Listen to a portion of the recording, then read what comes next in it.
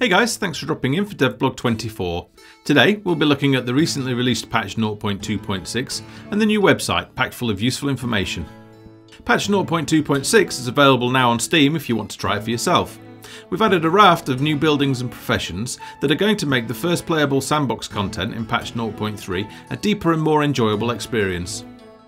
The Hunter's Lodge is home to the Hunter profession, ranged bow units that hunt deer and boar for raw meat and hides.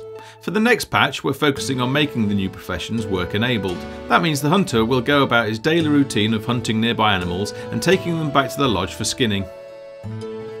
In an example of one of the economy chains we're introducing, once the Hunter has processed the carcass, they'll pass the meat over to the Butchery.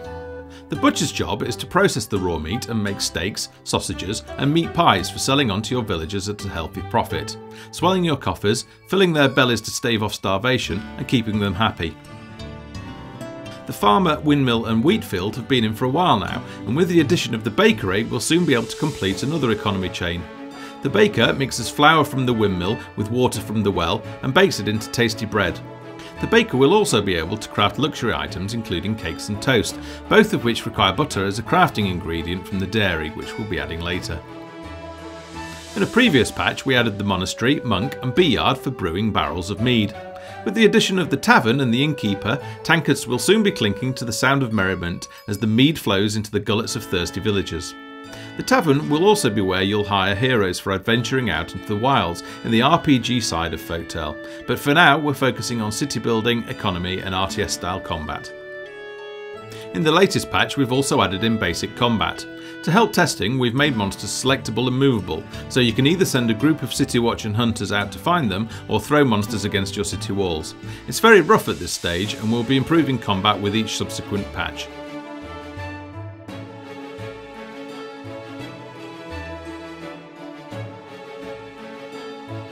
The Hunters are the first ranged unit to be added to Sandbox, and as you might expect we've gone the extra step and made sure the elevation of their arms matches the Arc of Fire.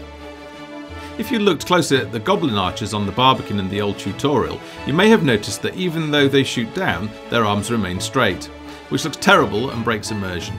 In Sandbox we've sorted that, and ranged units now adjust their angle of their bow arm, so when they're shooting down from elevated positions such as city walls, they look the part. The character designer has now been updated with all the latest profession uniforms, and we've added in a couple of new hair and beard styles. Longer term we intend to support loading and saving of characters so you can play sandbox games with your favourite bunch of villagers, as well as sharing and downloading characters with the community. Lighting has a new high quality setting for high-end PCs that adds proper lighting to the night windows. It's purely aesthetic but does add to immersion at the cost of some performance. There's no more Alt F4ing or command queuing to quit out of the sandbox player, with the escape key now bringing up a quit to desktop option. And finally, one of the biggest changes is that we've swapped the default public version of the Windows build over to 64-bit. Most players are already using a 64-bit edition of Windows, and for those it brings the benefit of fewer memory related issues, including moonwalking villagers after loading a tutorial save game. Players who find that Folktale no longer works after patch 0.2.6 are most likely on Windows 32-bit. Don't worry, we're still supporting a 32-bit build, but you need to opt into a special build under Steam's beta system. Instructions on how to do this can be found in the announcements tab of the community section on Steam. And that leads me nicely onto the next announcement we have today, the overhauled website. As development of Sandbox continues, we needed somewhere to provide all the information that players will soon start asking for. What buildings are available? What function does each building have? What character professions are available? What loot items are available and what are their stats?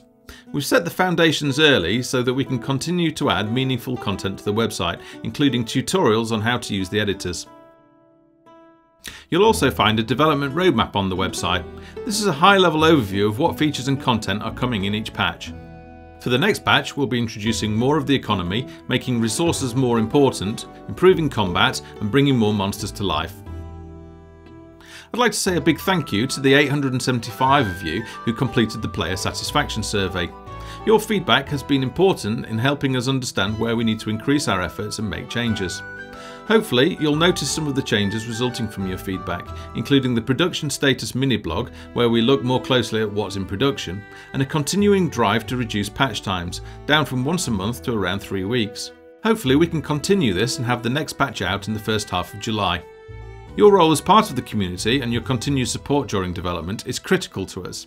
We always try to listen to the voice of the community and do our very best to respond to the feedback provided by taking actions that make a difference.